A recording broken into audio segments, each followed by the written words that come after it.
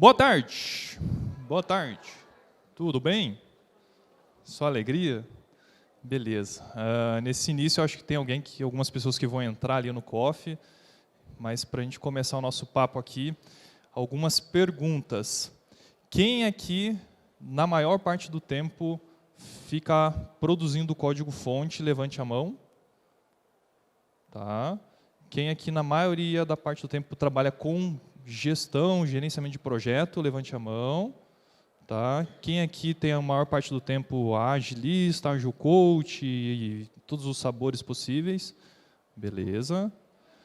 Legal. Então, tem um público bastante diverso. Já comentando um item que eu acabei de saber ali, eu não vou codar aqui, tá? Então eu não vou explicar em código-fonte como a gente acaba com o débito técnico. Por mais que a trilha é mão na massa, não tem nada a ver com, ou mão no código, não tem nada a ver com fazer. A gente vai falar desse tema e, sei lá, vamos lá, o que você espera aí? Fala com a pessoa do lado, já aproveita e faz um network aí. O que você espera ouvir aí? Fala com a pessoa do lado. Se você não conhece, é um momento bom de você conhecer essa pessoa e dar um oi. Se você já conhece a pessoa do trabalho, fala assim, eu acho que a gente vai ouvir isso. Eu acho que isso pode resolver o nosso problema.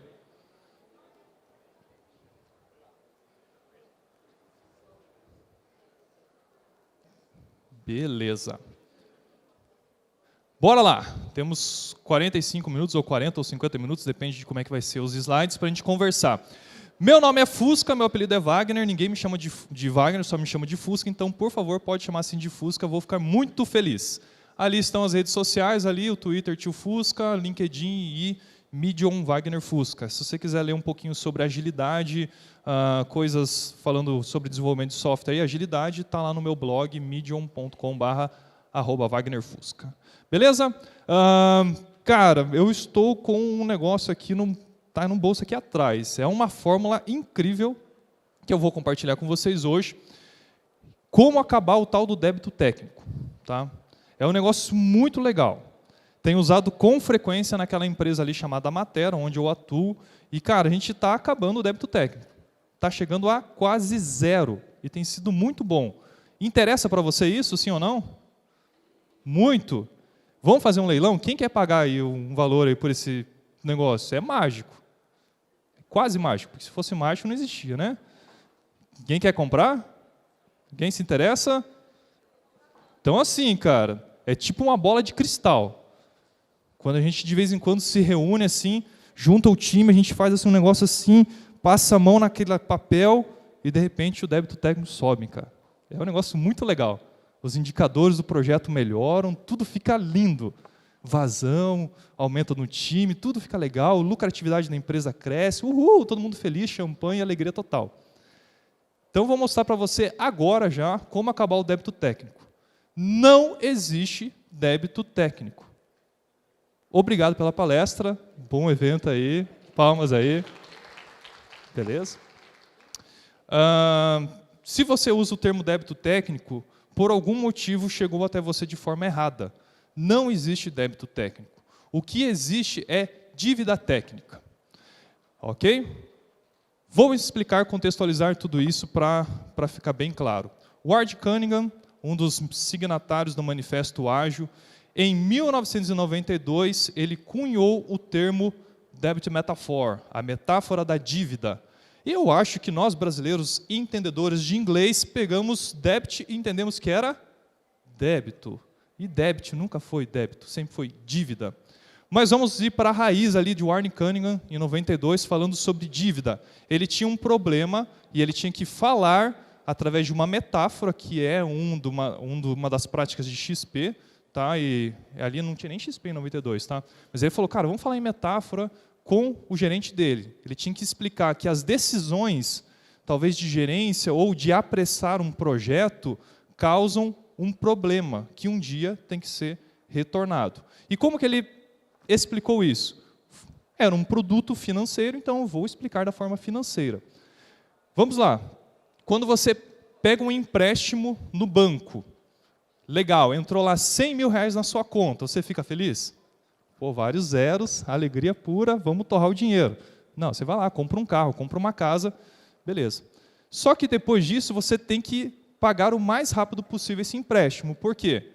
Porque senão você começa a contrair um acúmulo de dívidas, e esse acúmulo vai se tornando algo quase impossível pagar. Eu fiz uma compra de um apartamento, vai levar 35 anos para pagar. Acho que minha filha vai estar casando e ainda vou estar pagando aquele negócio, sei lá, vai levar muito tempo. Essa é a metáfora da dívida que Ward Cunningham fala. Eu gosto de muito pensar no seguinte: quem almoçou aqui hoje? Levanta a mão. Pô, que bom, né? Quem não almoçou está no jejum forçado aí, beleza, saúde pura. Mas imagino que a grande maioria aqui almoçou. E provavelmente você pagou no seu cartão o almoço, tá? Beleza, quando você pagou, você falou débito ou crédito? Se você falou débito, o dinheiro saiu da sua conta corrente para a lojinha, a maquininha, na hora, sim ou não? Sim, então isso é débito, saiu agora. Se você falou crédito, vai vir daqui a 45 dias na fatura, certo? E o que acontece se você não pagar a fatura do cartão de crédito? Os juros é de boa, né? 0,000. Não, né? É bem abusivo. Isso é dívida técnica. Quando você escolhe, toma decisões referente ao seu projeto, a forma como ele está, você foge ao bom design, você contrai dívida e nunca débito. Então, isso é o que eu queria falar para vocês. Se você gravou só isso na palestra, já valeu. Sabe por quê? Em 2017, comecei uma pesquisa e teve 258 pessoas respondentes do Brasil todo. Alguns de vocês talvez participaram. E ali que a gente tem alguns números. Perdão porque está um pouco pequeno, mas aqui a gente consegue ver que 78% são pessoas desenvolvedoras de software. E 15% já desenvolveram software. Então, você pega uma grande fatia ali de pessoas que já colocaram a mão no código-fonte. Dessas 258 pessoas que responderam, você coloca ali 65% já trabalham há 5 ou mais anos com software e 9% com há mais de 4 anos, tá? 4 anos ou mais. Então, você tem uma grande fatia de pessoas que já trabalham com software há longo tempo. E sabe o que elas responderam quando eu perguntei isso daqui? O termo dívida técnica é algo comum para você? 51% disse que sim, e a outra metade falou que ou não conhece, ou conhece como débito técnico.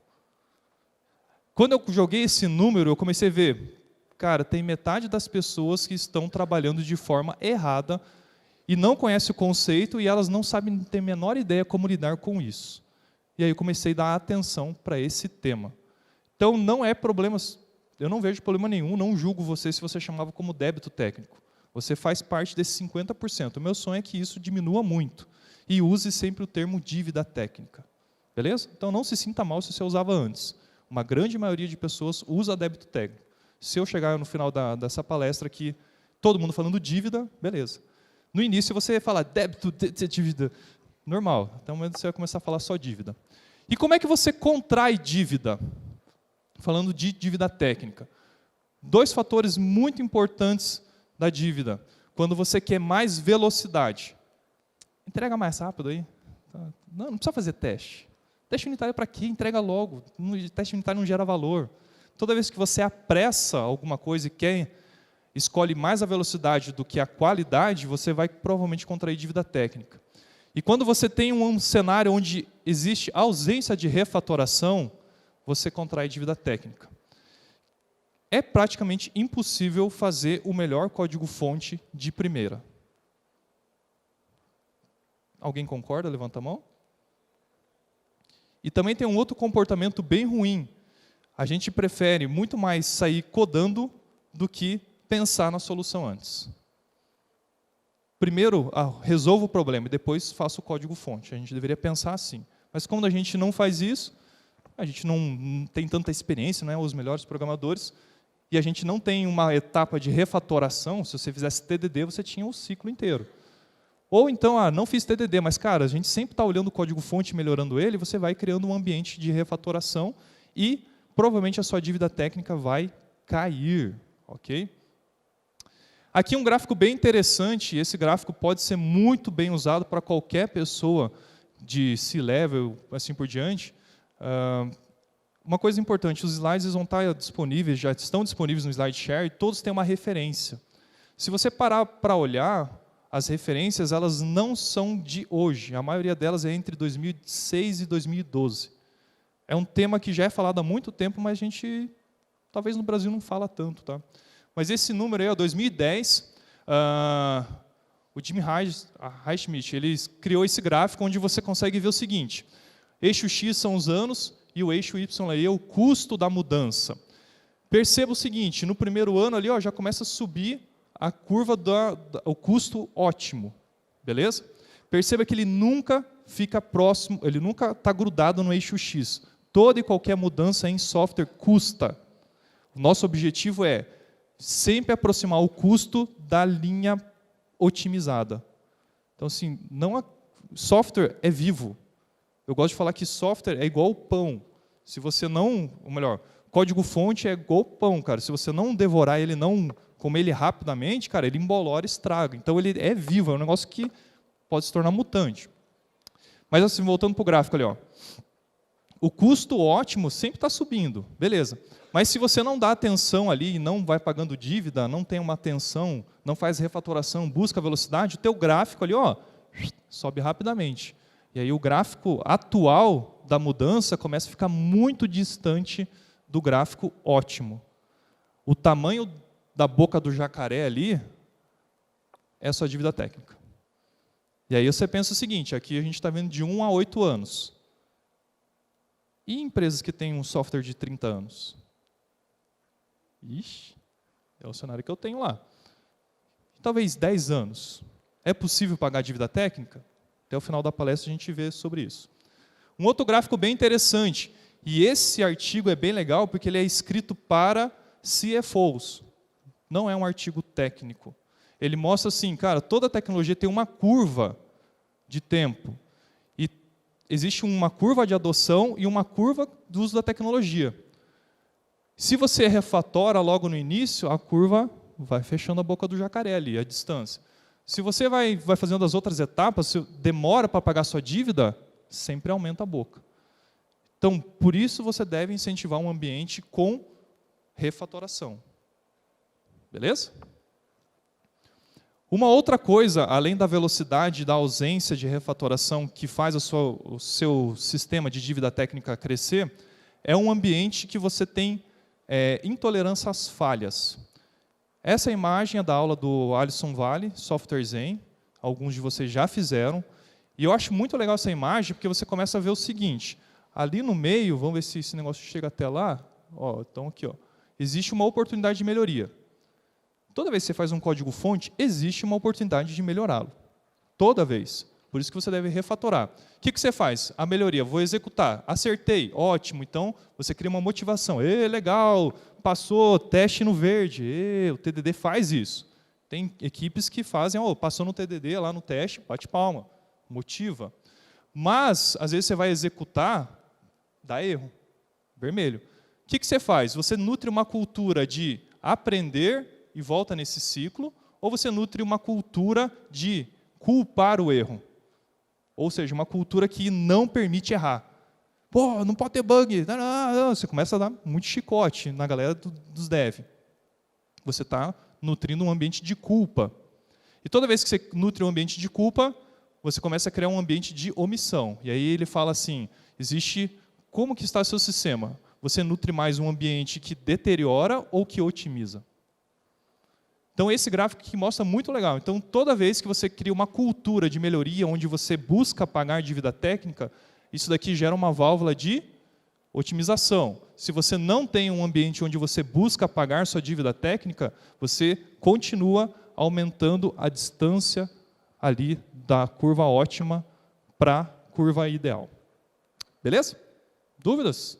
Então, 3 maneiras para contrair a dívida técnica. Quando você busca velocidade, quando você não tem um ambiente de refatoração e quando você tem um ambiente onde a culpa é muito presencial. E até o momento que chega o quê? Se você tem dívida, o cobrador bate à sua porta. O Alexandre Freire está aí ou não?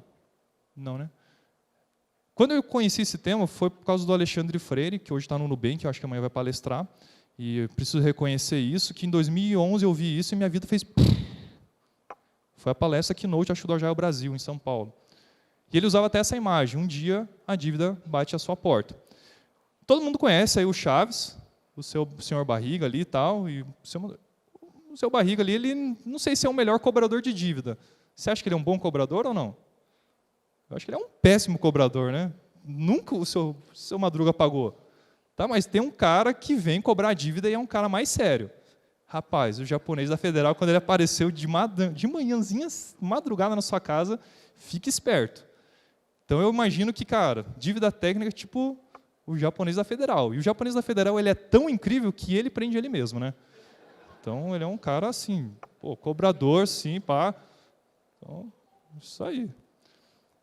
Uma coisa que você precisa entender em dívida técnica, e se o gráfico estiver pequeno, tem aqui a referência de dívida técnica, você precisa entender o que é dívida técnica. Tá? Se você tem alguma situação, ela tem informação? Não, não tem, não é dívida técnica. Se você consegue executar novamente, ela é uma dívida técnica? Se você não consegue, não é dívida técnica. Se você consegue executar, sim, que tipo que é? É um defeito? E esse tipo de defeito é o quê? Cara, realmente é um bug. Bug não é dívida técnica. Tá? Nunca foi dívida técnica. Dívida técnica é sistema funcionando. Bug é bug. É outra coisa. Separe isso. Tá? Mas se esse defeito é algo que você olha assim, puxa, é uma tarefa de design, e quando eu falo design não é UX, tela bonita, estou falando de código-fonte. Cara, você usou a classe errada, a arquitetura errada, você usou herança em vez de interface, você não seguiu solid e várias outras coisas. Tá? Que eu não vou detalhar aqui, mas cara, você fez um design errado. Se isso você consegue medir que está se acumulando, sim, isso é dívida técnica. Cara, se não está acumulando, na boa, não trate isso agora, deixe acumular um pouco mais para você pagar a dívida. Então a gente já viu que bug não é dívida técnica. Quando a gente olha aqui o seguinte, puxa, não é defeito, é um incremento do sistema. Cara, esse incremento do sistema é uma nova tarefa? É uma coisa nova? Coisa nova não é dívida técnica. Coisa nova é coisa nova. Tá? Ah, não, você viu que pode ser um incremento do sistema, que aí você vê novamente, puxa, é uma limitação do design. Isso se acumula, sim ou não? Se acumula, é uma dívida técnica, se não acumula, não é dívida técnica. Está aqui uma maneira gráfica de entender o que é dívida técnica. O que eu quero que você grave é, bug não é dívida técnica e novas tarefas não são dívidas técnicas. Tá? Dívida técnica basicamente está mais na linha do design. E aí, o nosso grande amigo Uncle Bob, um dos signatários do Manifesto Ágil, fala o seguinte, no seu artigo em 2009, uma bagunça não é dívida técnica. Beleza? Então, assim, se você olha o seu código-fonte e acha ele uma bagunça, ele não é uma dívida técnica, para o nosso amigo Robert C. Martin e Uncle Bob. Tá? E aí eu me questiono, será mesmo? Será que eu vou tratar meu software só como bagunça? Porque eu tenho um produto ali de 30 anos, tem produto lá que eu não sei nem por onde começar. Está muito parecido com isso daqui. O que eu faço primeiro? Talvez seja a sua realidade. Vamos ver o que o Uncle Bob fala. Uma bagunça não é dívida técnica. O Uncle Bob diz que uma bagunça é apenas uma bagunça. As decisões técnicas de endividamento são tomadas com base em restrições reais do projeto. E ele fala ali algo bem leve, assim como o Uncle Bob sempre fala, né, que a decisão de fazer uma bagunça nunca é racional. É sempre baseada em preguiça e falta de profissionalismo. Pá, puxa, pá. Uncle Bob sendo Uncle Bob. Mas eu gosto dele. E ali no final ele fala, quando você decide assumir uma dívida técnica, é melhor certificar-se de que seu código permaneça totalmente limpo. Manter o sistema limpo é a única maneira de pagar essa dívida. Tá? Então, assim, eu fico me questionando, cara, para o Uncle Bob, bagunça não é dívida técnica, é falta de profissionalismo, é falta de buscar, é trabalhar como amador. Não sei como você tem lidado com o seu time. Você tem um time de profissionais ou um time de amador na equipe de desenvolvimento? E aí vai um questionamento, o que você está fazendo para torná-los profissionais? Afinal, você é o agilista, né? Então, você é o fator de mudança, de transformação. Mas tem uma outra pessoa que também eu acho que é um pouco importante na história aí, chamado Martin Fowler, né? Que, olhando o que o Uncle Bob falou, devolveu na mesma lata, assim, pá, escreveu um outro artigo. Em 2009, ele escreveu ali, respondendo ao Uncle Bob, o seguinte, ele criou esse quadrante. Coisas importantes, ele coloca assim, coisas que você toma uma decisão de prudência, ou você é um imprudente, e de forma deliberada ou inadvertida. Eu tentei resumir de um jeito tranquilo esse quadrante, porque lendo o post dele que está ali embaixo não é uma coisa tão fácil de entender assim. Existem momentos que você sabe que aquilo é uma dívida técnica e você escolhe contrair juros. Existem momentos que você precisa entregar algo e você vai fazer sem teste unitário, que você vai fazer sem buscar o melhor design e você sabe disso. E conscientemente o time decide que vamos contrair dívida, mas vamos garantir a entrega. Então é naquele quadrante. Eu sou um deliberado prudente, ou seja, eu sei que eu estou contraindo. O ideal é que, se você sabe, na próxima interação você já pague a sua dívida técnica. Existe um momento onde você é um imprudente deliberado, onde você fala o seguinte: eu não tenho tempo para pagar a dívida, eu tenho que ficar entregando tarefa. Onde você busca mais output do que valor. Aprendi com a Mari hoje aqui na palestra. Você busca mais saída, entrega. Isso cai naquele quadrante. Você é um imprudente deliberado. Você sabe o que você está fazendo e você não tem postura nenhuma para falar: daqui para frente não vai esse negócio. Mas vai atrasar para o cliente. É postura, profissional faz isso. Existe, e aí olhando para a visão do Martin Fowler, bagunça sim a dívida técnica. Ou seja, você é um imprudente inadvertido, que é o pior cenário de todos. É aquela galera que está trabalhando, fazendo código atrás de código e tudo código ruim. Entendeu? Esse é o pior perfil, ou seja, está aumentando a bagunça. E tem um último quadrante que é o prudente inadvertido, que é muito difícil de explicar. Imagine que você entregou o projeto, o cliente está feliz, a equipe está feliz, tudo lindo. Mas o que aconteceu? Sabe quando dá um sentimento de, putz, podia ser melhor? A gente podia, em vez de usar aquele padrão de projeto, a gente podia usar o outro. Puxa, para aquela situação a gente podia fazer assim. Mas está tudo lindo, mas você quer deixar mais perfeito. Esse é o último tipo de dívida técnica. Tá?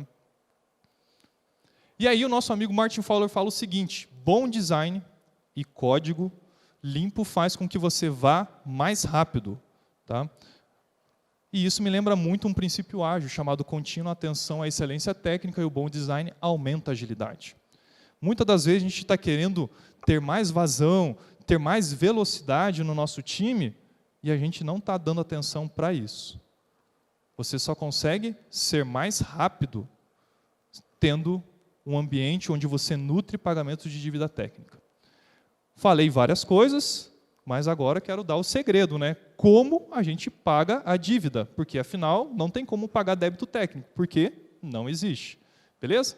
Vamos então para uma nova etapa e vamos aprender a como se paga a dívida técnica. Alguém conhece esse rapaz do slide aí? Simon Sinek, beleza? Muitos de vocês conhecem pelo TED, que ele fala dos 3 grandes círculos, tá? Os círculos dourados, ou então pelo livro O Líder Sempre Come por Último, alguma coisa assim, mas ele tem falado muito, e fica a dica aí de ouvir a nova TED dele, que está desde o início do ano disponível, chamado Jogo Infinito. Tá? Quando eu escutei isso, minha cabeça deu uma explosão, eu fiquei uns 4 meses com isso na cabeça. É aquelas TED que você fica assim, gente, que loucura. Tá? O que é um jogo infinito?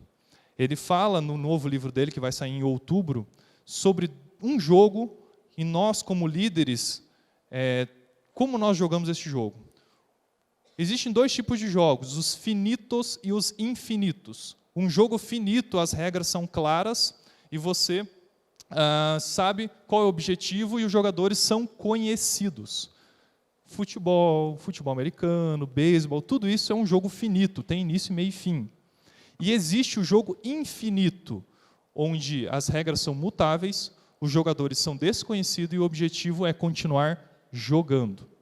Num jogo infinito não existe vitória, existe estar na frente ou atrás. E aí uma pergunta para você que trabalha com software, ou então em alguma outra área. Software está mais parecido com o quê? Com algo finito ou infinito? Infinito. E aí uma crítica, a gente quer muito trabalhar com software como projeto. Projeto início, meio e fim, e projeto nunca vai ter. Ou melhor, software nunca vai ter fim. E eu tenho que falar para você, dívida técnica nunca vai ter fim. Você nunca vai zerar. E, cara, esse ano eu conheci essa postagem, acho que é um rapaz da Holanda. ele fez a melhor analogia que eu conheci sobre dívida técnica. Muitos de vocês passaram grandes horas da vida jogando Tetris naquele negócio aqui, que era cinza, com 2 pilhas atrás, e pelo menos eu fui assim. Eu era um nerd que ficava lá, nem conversar com as pessoas direito, ficava lá. E ele faz essa analogia. Dívida técnica é como jogar Tetris. Você nunca ganha Tetris. Nunca tinha fim aquele negócio. Ou você só controla o quanto rápido você está perdendo. Teu objetivo era, cara, sempre manter o mínimo possível de peças. Essa é a analogia, a metáfora que eu queria deixar para você. Dívida técnica é isso, nunca vai acabar. É um jogo infinito. Software é um jogo infinito. O que você faz para controlar o quanto você cresce a sua dívida e o quanto você diminui? Acho que é 2013, existe um livro lançado chamado Essential Scrum. Alguns de vocês já leram. E eu acho muito interessante, aí eu vou fazer outra crítica, tá? Estou aproveitando, inspirado aqui no Uncle Bob. A gente fala tanto de Scrum, né? E, cara, a gente não fala de dívida técnica. Mas se você olhar o Essential Scrum, tem um capítulo de 40 páginas falando só sobre dívida técnica. E até onde eu trabalhei, durante 6 anos com Scrum, eu nunca vi times falando de dívida técnica. E nesse livro ele apresenta 3 maneiras de gerenciar a sua dívida técnica. Ou seja, gerencie a aquisição, gerencie, traga visibilidade e pague a dívida. Essa é a tríade que eu tenho trabalhado e pensado, que é o seguinte: dívida técnica, você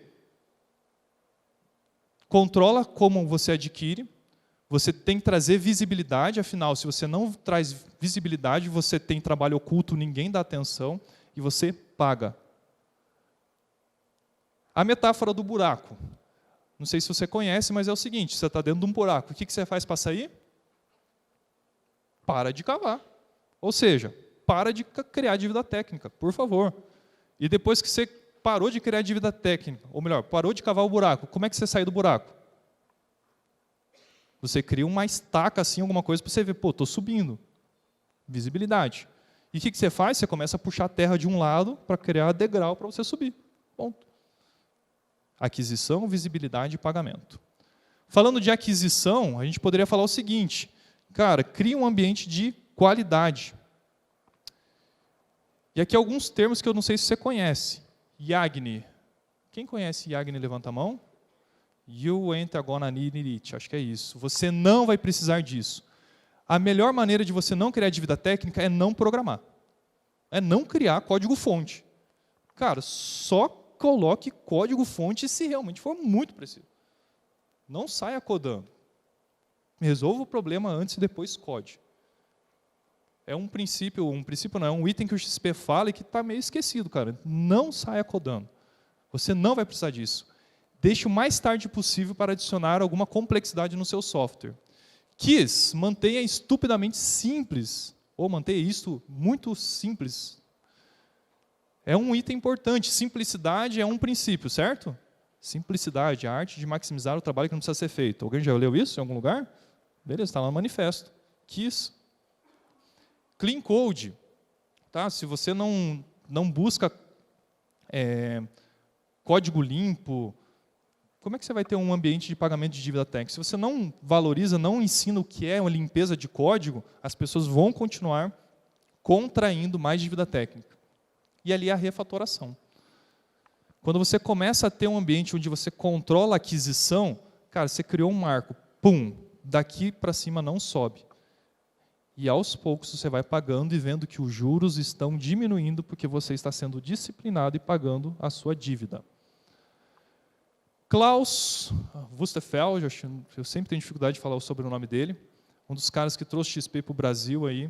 Em 2011, eu estava nessa palestra lá em Maringá, eu novinho lá, sentado, todo programador noob, né, todo feliz da vida.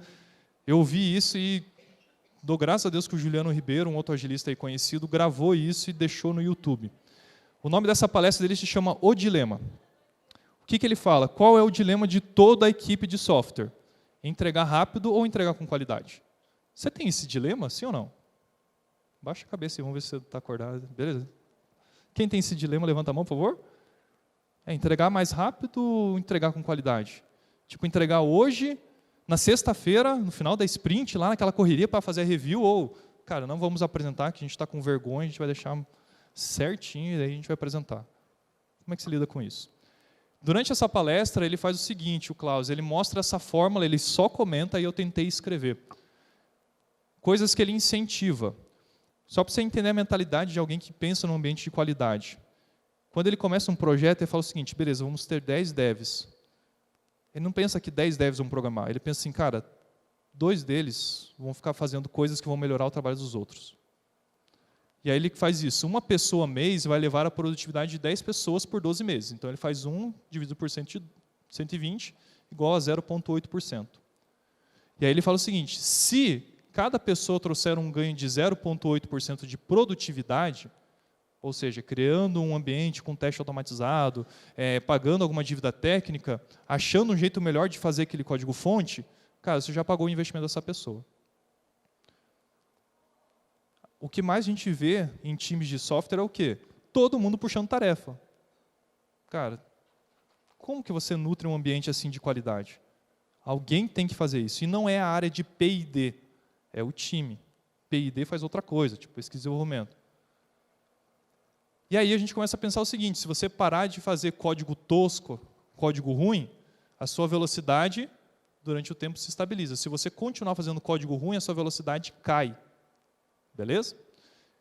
E eu acho bem legal esse GIF. Geralmente GIF tem um tempo curto. E eu acho legal que o GIF consegue pegar todo o tempo de um pit stop da Fórmula 1.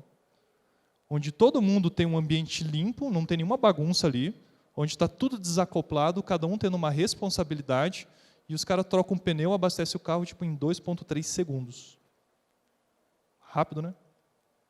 Talvez essa seja a fórmula para a gente ser mais rápidos. Se você quiser fazer analogia rápido com ágil, não é muito legal, mas nesse caso é. Quanto mais desacoplado o seu software foi, sem dívida técnica, com limpeza, com tudo, beleza. E a galera provavelmente treina bastante para fazer o pit stop. Eles não treinam na hora do GP. Tá? Não sei como é que você tem lidado com isso dentro do seu time de desenvolvimento. Quando que a galera treina? Um desenvolvedor profissional treina em casa, mas também às vezes é preciso ter um mob program, né, que você ouviu hoje, um dojo, alguma coisa assim. Né? Quando você pensa em dívida técnica, você tem que trazer visibilidade. Algumas ferramentas que podem mostrar o quanto você tem dívida técnica, SonarQube, SonarLint. Tá? SonarQube, uma ferramenta open source, você vai ter para várias linguagens, você vai rodar lá e vai mostrar o quanto tem de dívida técnica. Beleza, não se assuste, normal, é bastante. Se você não olha, você não sabe quanto que tem. E o SonarLint é bem legal, que você está na sua IDE programando, você já vê o quanto você está fazendo de código ruim. É o melhor coach que eu conheço até hoje para programador. Tá? Não é abraçar a árvore e fazer qualquer outra coisa. Não, deixa o cara na ideia dele fazendo, ou pareando, fazendo outra coisa. Né? Então, já vimos como falar sobre aquisição. Agora a gente fala sobre trabalho invisível. Acho muito legal essa imagem de 2013, que fala sobre dívida técnica também. Ele está falando o seguinte, a gente tem facilidade em ver novas tarefas e coisas novas que nós precisamos fazer. Né?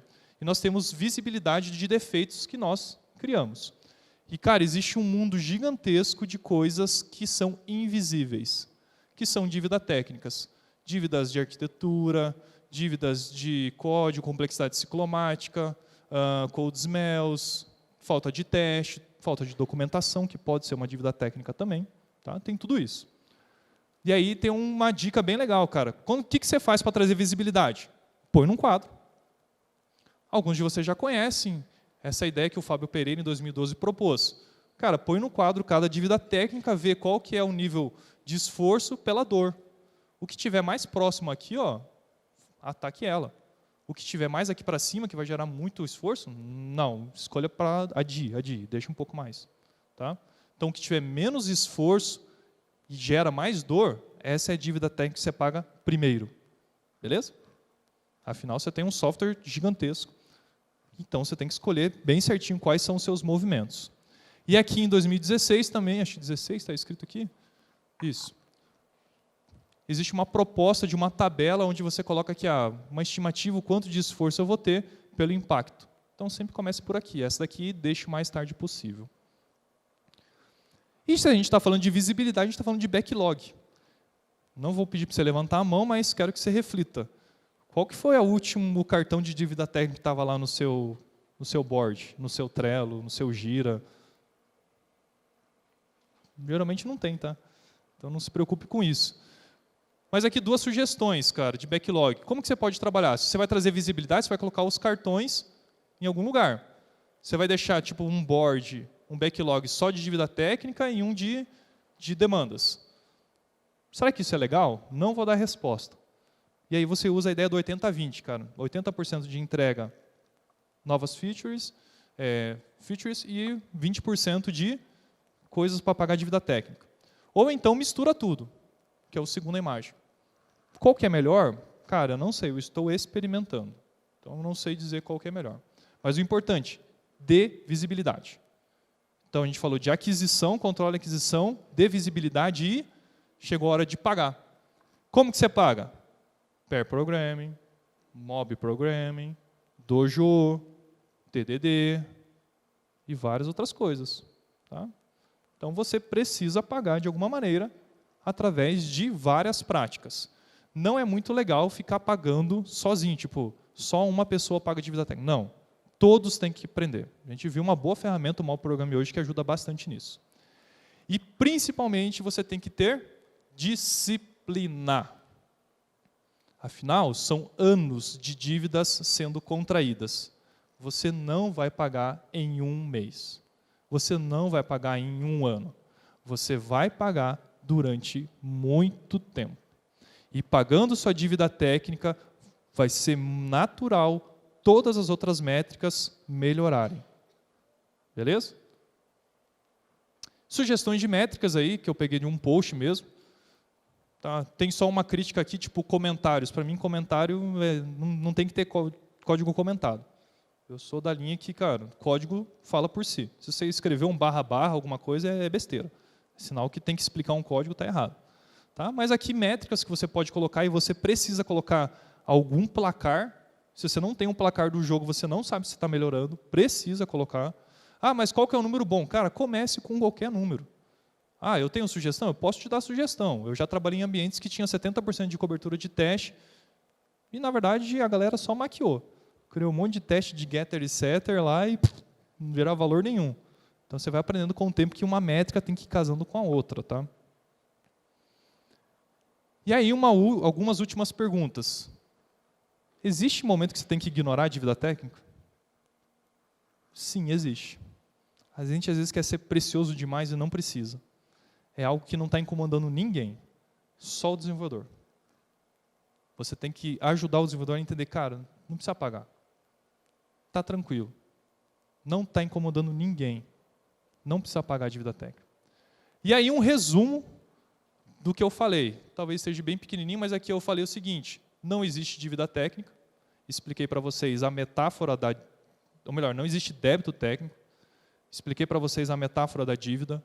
Expliquei para vocês como se contrai quando você quer mais velocidade, quando você não tem refatoração e quando você tem um ambiente que é intolerante a falhas. Falei para vocês aqui o que é dívida técnica, o que não é, né, o bug, uma nova funcionalidade, bagunça não é dívida técnica, mas também mostrei a visão aqui do Martin Fowler, quando é uma dívida técnica, quando você sabe, quando você não tem tempo, quando é uma bagunça e quando você está tudo ok, você ainda podia melhorar. E como pagar? Entenda, é um jogo infinito. Você nunca vai zerar a dívida, mas deixa ela mais próxima possível da ideal. Você tem que gerenciar a aquisição, trazer visibilidade, pagar e às vezes tem que ignorar. Muito do conteúdo aqui que eu trouxe está baseado numa tese de doutorado da professora Graziele Simões.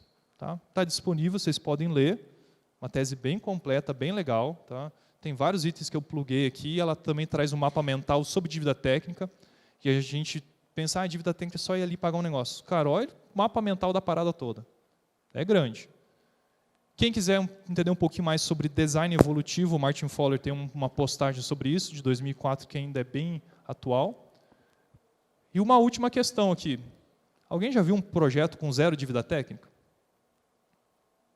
O Hello World do Java, beleza. Quando você começa lá, o main, não, já tem dívida técnica, porque system.out.println é dívida técnica. Você deveria usar Logger. Então, já tem dívida técnica. Cara, existe um cara aqui chamado Valmir Filho, ele trabalha no GitLab, é um cara da comunidade que fala sobre testes. Ele criou um projeto bem legal e ele fez do início ao fim em TDD. E aí você olha as métricas, 0 de dívida técnica. É muito legal. Eu já participei de um projeto que também era inteiro em TDD. Estava lindo o Sonar, as métricas. Só que quando eu entrei no projeto, sabe o que aconteceu? Eu criei a dívida técnica, porque eu não sabia fazer direito os testes unitários. Mas eu tinha que entregar, eu escolhi a velocidade, né? O cliente estava na minha orelha. Eu tenho vergonha de falar isso, mas a gente vai aprendendo com o tempo e fala, pô, depois eu fui pagando a dívida. Beleza? Lá na matéria a gente tem vagas, se você quiser vir trabalhar com a gente lá em Campinas ou em Maringá, tem vagas para tudo que você imaginar, como a maioria das empresas deve ter. Então, e aqui, eu fiz uma postagem semana passada sobre como o seu software deteriora. Tá? Se você quiser ler, essa palestra está ali. Os slides já estão disponíveis aqui no SlideShare, o Fusca, e aqui estão todas as minhas redes sociais e meu contato. Eu agradeço muito a oportunidade aí e a gente está aberto a perguntas.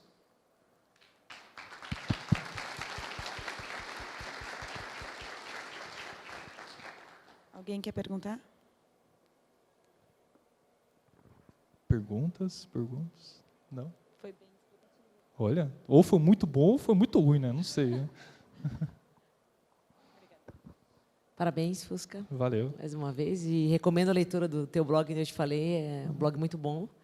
É mesmo para quem tem há muito tempo sem programar, que é o meu caso, né? Mas é muito bom. Uma pergunta assim, quando as empresas começam a ter o seu crescimento, que é o caso de muitas, felizmente, no mercado, começam os problemas de contratação e a empresa acaba entrando naquela cilada de ou eu mantenho uma régua alta dentro de alguns critérios e tenho uma dificuldade para contratar, ou eu, de alguma forma, eu flexibilizo, diminuo um pouco as minhas exigências e isso acaba refletindo imediatamente na maneira como essa empresa trabalha, né? Você tem alguma recomendação dos casos que você viu, das empresas que você vê sendo bem-sucedidas na qualidade do código que elas fazem? O que poderia funcionar se um tech lead, é um orientador de arquitetura, é alguma coisa mais pré-definida, alguma coisa mais restrita, ou algumas rodadas ou técnicas de avaliação depois? Enfim, o que você sugere aí? Do que eu vi, o que mais dá certo é a pessoa ter um bom onboarding. Tipo, a entrada da pessoa, ela ter um bom período de pareamento com pessoas mais velhas, tá? Da empresa. Não necessariamente são pessoas mais seniors. Eu não gosto muito desse termo sênior, porque eu tenho algumas divergências, nem full stack. Eu acho assim, quando a pessoa fica mais tempo treinando para depois você soltar ela para o jogo, é melhor. Então, se a pessoa entrou, eu sei que ela vai entrar para um projeto específico que às vezes já está até acordado, mas o que você puder manter a pessoa pareando, conhecendo as boas práticas da empresa, se ela tiver uma cultura boa, né, que é o outro desafio, é mais certeiro. Então, assim, um onboard bem sucedido gera bastante valor. A gente costuma muito contratar a pessoa, dá uma semana de treinamento, na outra ela já tem que puxar a tarefa no Trello lá e tende ela a aumentar a dívida técnica. E essa pessoa precisa ter, talvez assim, no primeiro mês ela poderia fazer, ou primeiras semanas ela poderia fazer algo fora da empresa, no sentido de, poxa, a empresa trabalha com software de banco, que é o meu caso. Ela podia fazer um sistema de hotel, totalmente diferente, do jeito dela. E aí as pessoas vão, vamos parear aqui durante 2 horas. E vai alguém mentoreando. Acho que seria um início, tipo 1 mês de mentoreamento assim, depois a pessoa começa a pegar algum produto e vai pareando, até que com 3 meses ela anda um pouco mais solta, né? Mas é uma maneira de você reduzir um risco da pessoa produzir código ruim. Geralmente, quando a pessoa entra e ela recebe essa atenção, ela cresce muito, ela valoriza muito a empresa, ela fica muito satisfeita e ela vai atrás de capacitação, de se envolver e aprender mais sobre TDD e coisas assim. É importante pensar o seguinte, gente, eu gosto muito de onboard entre pessoas. Eu acho muito estranho a pessoa entra na empresa e fica assistindo vídeo. Nada contra a Lura, é muito legal, mas pôr a pessoa só para ficar vendo vídeo de Spring Boot, coisa assim, cara, não é tão efetivo. Tem que estar alguém pareando. Então, é importante a pessoa programar, é muito de olhar alguém e devolver, tipo assim, aprender. Então, eu sou mais nessa linha. Consegui responder? Beleza. Oi. Boa tarde, tudo bom? Boa tarde. Primeiro, muito legal, parabéns. Valeu, cara. E queria saber quais dicas você dá para quem precisa convencer áreas de negócio que não estão com contato direto ali com o dia a dia do desenvolvimento, que a gente precisa investir os 20% ou um pouco mais para pagar a dívida técnica, sem que a gente tenha, por exemplo, como a gente metrificar e mostrar com dados que a produtividade do time vai subir quando a gente quebrar essa dívida, a gente pagar essa dívida. Tá. Bom, o Woody já deu algumas direções aqui, ele é muito melhor do que eu para falar sobre o meu programa. Eu gosto muito de usar a metáfora da dívida. Se você ver o vídeo do Ward Cunningham, ele fala bem o passo a passo da dificuldade que ele enfrentou, que é bem essa. Então, primeira dica, assista o vídeo, entenda como ele foi conduzindo a conversa com o diretor dele. E eu gosto muito de usar aquela imagem do custo da mudança. Vai ter custo, todo gestor deveria saber que mudar software tem custo, e como que a gente está trabalhando? A gente quer pagar uma dívida muito alta, cheia de juros, ou a gente quer trabalhar na mínima possível? Eu acho que seria mais nessa linha. E, cara, de alguma maneira, e fugindo até do tema, se você não trabalha num sistema onde está muito apertado, as coisas não tem um slack, não tem uma folga, você tem que resolver um pouco isso antes, tá? Isso já é uma coisa fora da dívida. É do teu sistema que está em sobrecarga. Você tem que gerar uma folga para as pessoas fazerem dojo, mob e outras coisas assim. Respondi? Beleza. Mais alguém? Última pergunta. Boa tarde. Meu nome é Marlene, eu sou de Brasília. Parabéns pela palestra. Eu gostaria de saber qual é o percentual aceitável de débito de dívida técnica, né? Assim, de acordo com a métrica, eu não sei se é percentual, né? Mas assim, qual seria o número aceitável para que a gente possa manter essa margem? Ou a gente verificar e perceber, eu tenho que correr e fazer uma força-tarefa para atingir esse número? Não tem um número mágico. Desculpa. Busque o menor possível, mas talvez, se você quiser um indicador, pense o seguinte, sei lá, joga uma ideia louca aqui que eu tive. Tá? Chega lá para o seu time e fala, gente, a gente vai precisar fazer uma alteração em tal produto. Pela quantidade de caras estranhas, tipo, ih, você sabe que sua dívida está alta. Você agora fala, não, beleza, vamos embora, vai ser boa. Tua dívida está controlada. É uma métrica de feeling que eu acabei de inventar, que sempre dá certo. Quando você vê, a galera dá uma tremida. Geralmente, se você usa Scrum, Planning Poker, cara, quando você vê que os cartões dão uma inflada, tem muita dívida técnica lá. Quando a galera consegue jogar os cartões de forma tranquila, está uma dívida controlada. É mais nesse nível. Tá? Mais alguma? Acabou? Gente, eu estou aí disponível o evento todo, aí foi um prazer estar com vocês, e quem precisar tem meu blog, tem os contatos aí, adiciona, a gente vai trocando figurinhas. Bom evento a todos aí, até mais.